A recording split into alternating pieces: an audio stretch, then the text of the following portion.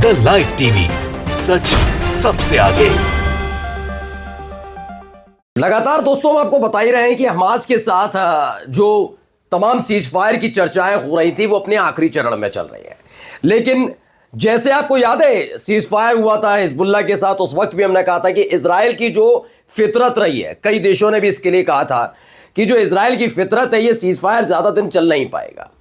तब भी मैंने बताया था कि किस तरीके से रोजाना सीज फायर का उल्लंघन इजराइल की तरफ से किया जा रहा है। और फिर उसके बाद निकलकर रिपोर्ट आई 4000 से ज्यादा अब तक लेबनीज यानी कि लेबनान की जनता की और उसकी की मौत हो चुकी है इजराइल की स्ट्राइक में। और इसी के साथ साथ मैंने ये भी बताया कि 100 से ज्यादा बार एयर स्ट्राइक या फिर सीज फायर का उल्लंघन कर चुका है इजराइल। अब यही हालात कुछ हमास के साथ बनते नजर आ रहे हैं। सोचिए एक ऐसे वक्त में जब अगले ही हफ्ते एक विशेष दूत के तौर पर सोरोविन पहुंचने वाले हैं, मिस्र जाएंगे, कतर जाएंगे, इजराइल आएंगे और उसके बाद ये पूरी रूपरेखा तैयार की जाएगी कि कैसा होगा सीज फायर।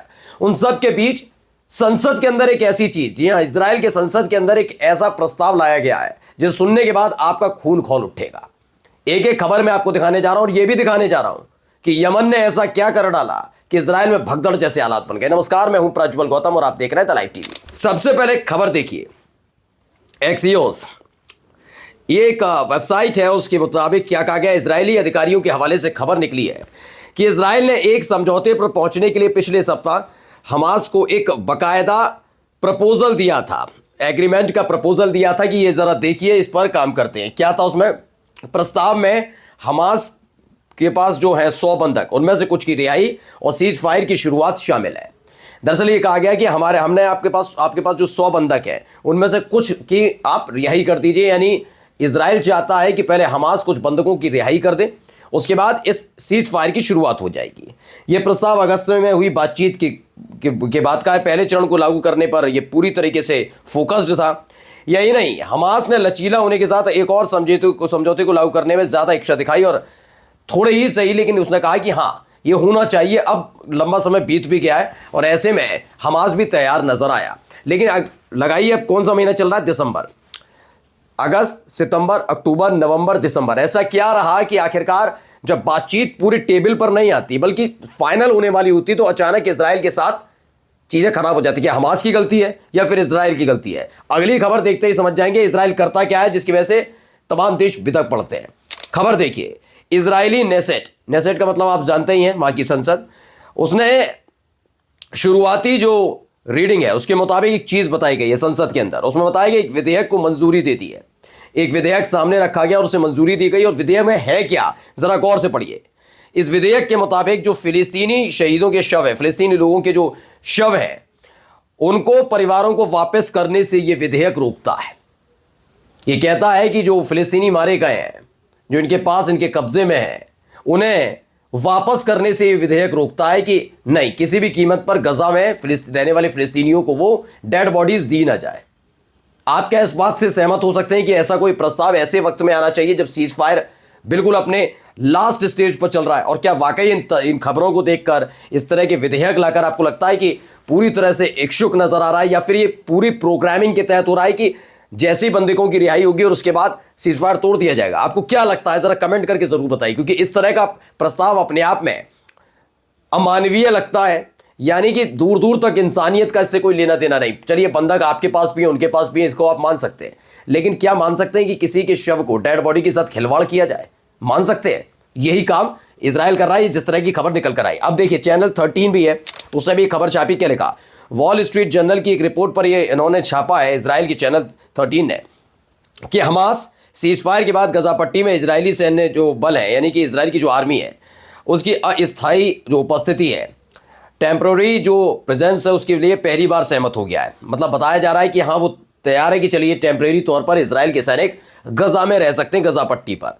और जिस मिस्र के प्रस्ताव पर चर्चा की रही है, एक शर्त लगाता है कि 60 दिनों में सीज फायर होगा, जिसमें इजराइल के 60 दिनों के लिए सीज फायर होगा, जिसमें इजराइल फिलिस्तीनी कैदियों को रिहा करेगा और मदद के बदले में हमास 30 इजरायली कैदियों को रिहा करेगा। यानी ये चीज बताई गई है कि फिलिस्तीनी कैदियों को इजराइल को रिहा करना होगा और 30 इजरायली कैदियों को हमास रिहा करेगा। और इसके लिए हमास कहीं ना कहीं तैयार होता हुआ नजर आ रहा है। अब जरा एक गजा पट्टी की खबर जरा देखिए क्या हो रहा है। गजा में सरकारी मीडिया कार्यालय अल अरबिया टीवी उसने क्या लिखा उसके हवाले से कि कब्जे ने, मतलब ये इजराइल ने गजा पट्टी में आने वाली जो ह्यूमैनिटेरियन एड है, जिसमें खाना पीना दवाइयाँ ये सब है, उसको जब्त कर लिया। मैं बता रहा हूँ ना, देखिए एक तरफ क्या हो रहा है, जो फिलिस्तीनी लोगों के शव है उनके परिवार वालों को नहीं दिए जाएंगे, ये संसद के अंदर प्रस्ताव पास हो गया, विधेयक पास हो गया। और अब दूसरा क्या है कि वहां पर ह्यूमैनिटेरियन एड रोकी जा रही है। फिर ये कहते हैं कि हम पर भरोसा करिए। इस बताए इजरायली सेना ने हत्या और नरसंहार का जो ऑपरेशन है लगातार जो चल रहा था वो अभी तक जारी रखा है, हमले जारी हैं। इजरायली सेना के विमान लगातार गजा में घरों को निशाना बना रहे हैं और जो तमाम शेल्टर होम्स या यूं कहा जाए रिफ्यूजी कैंप बने हुए हैं उनको भी निशाना बना रहे हैं।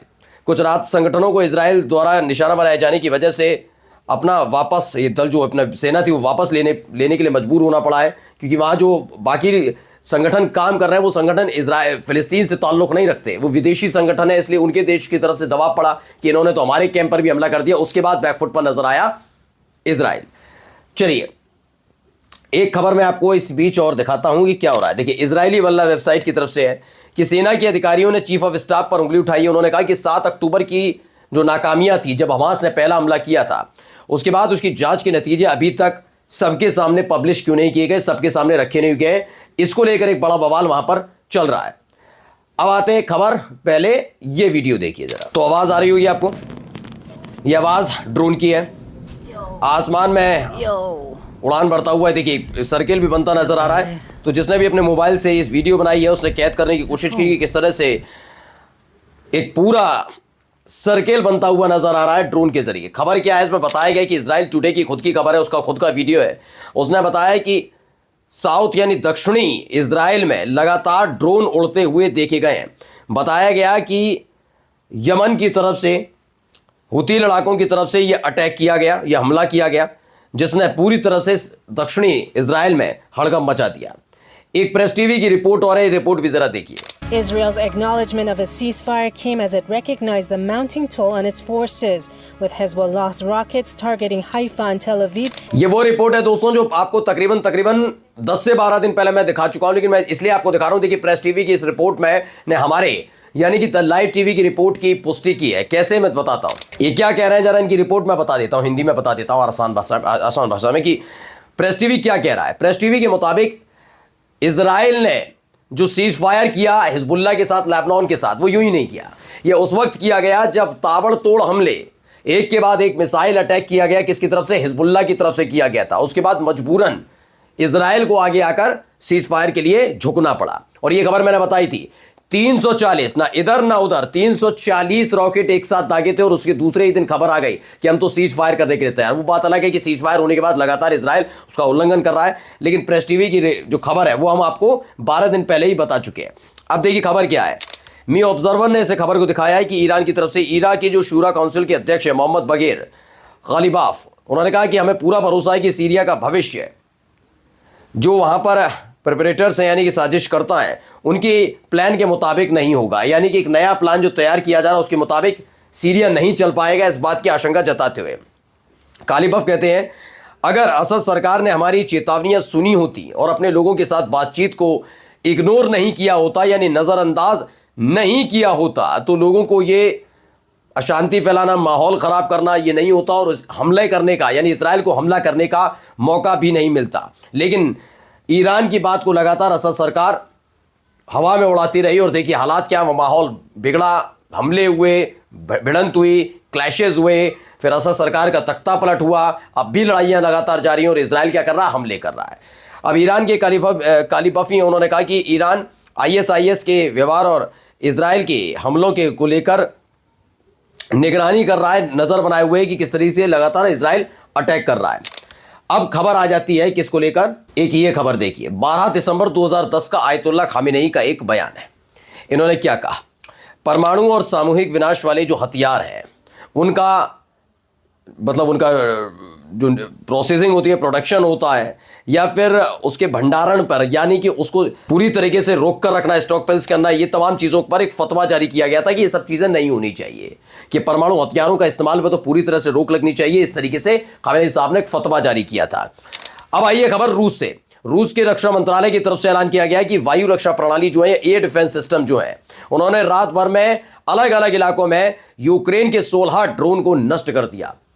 यह एक बड़ा झटका यूक्रेन को लगा है, तो यूक्रेन को भी बड़ा झटका लग रहा है। तो वहीं दूसरी तरफ इजराइल जो हमले कर रहा था वो धीमे जरूर हुए हैं, लेकिन नाराजगी सीरिया के अंदर बनी हुई। और इन सब के बीच सबकी नजर इसी बात पर है कि एक तरफ हमास से सीज फायर का ऐलान करना, बार बार ये बताना, और दूसरी तरफ फिलिस्तीनियों के लिए इस तरह का विचार रखना, ये इजराइल का कौन सा तरीका है। नमस्कार। द लाइव टीवी, सच सबसे आगे।